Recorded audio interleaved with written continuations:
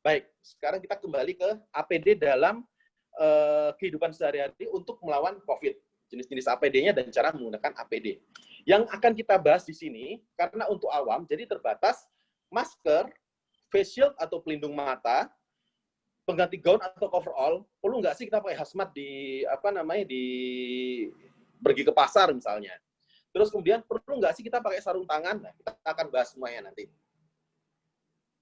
Oke, pertama masker. Mengapa sih kita harus pakai masker? Jadi inti dari penularan COVID ini ada 3. Droplet atau kontak, vomit, dan aerosol. Dan virus dapat masuk melalui hidung, mulut, dan mata.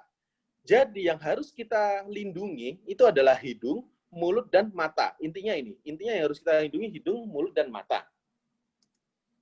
Ini adalah perbedaan antara tingkat resiko yang tertular COVID antara orang yang memakai masker dan tidak. Jika ada orang yang sakit atau sudah terinfeksi COVID, tidak ada yang pakai masker dengan orang yang sehat atau belum terinfeksi COVID, maka tingkat resikonya sangatlah tinggi. Jika hanya yang sehat yang pakai masker, resikonya tinggi. Jika hanya sakit yang pakai masker, resikonya menengah. Jika keduanya disiplin pakai masker, resikonya rendah. Dan jika keduanya disiplin pakai masker dan pakai jarak, jaga jarak, resikonya sangat rendah. Memang resikonya tidak benar-benar kosong, karena sebagai manusia mungkin bisa saja dia lupa, dia menyentuh maskernya, kemudian dia menyentuh ke tangan dan sebagainya. Jadi di sini itu yang benar-benar isolasi sendiri, stay di rumah itu baru yang resikonya hampir maksimal, hampir minimal sekali. Oke. Nah, ini ada video, sedikit video. Jadi di video ini kita akan lihat gimana sih droplet itu bisa keluar.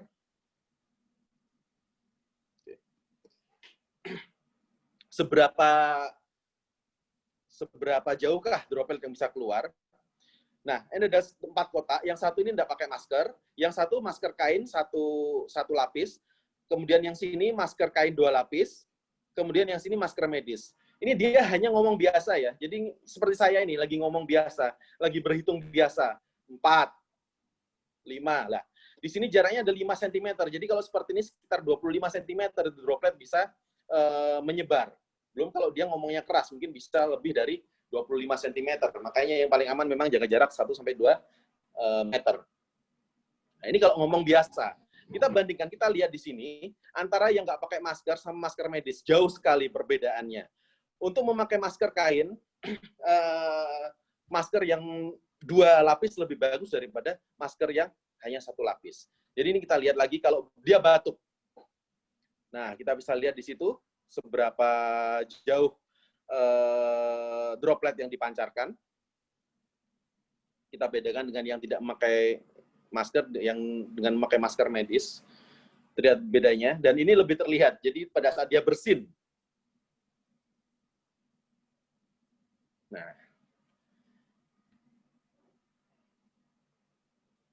Nah, kita lihat bedanya antara yang pakai masker medis, dia hanya di sini dropletnya. Namun yang tidak pakai masker sampai jauh sekali. Ini pada saat bersin. Baik. Baik, ini kemudian ini adalah potensi manfaat dan kerugian memakai masker berdasarkan rekomendasi WHO. Kita bahas dengan kerugian dulu.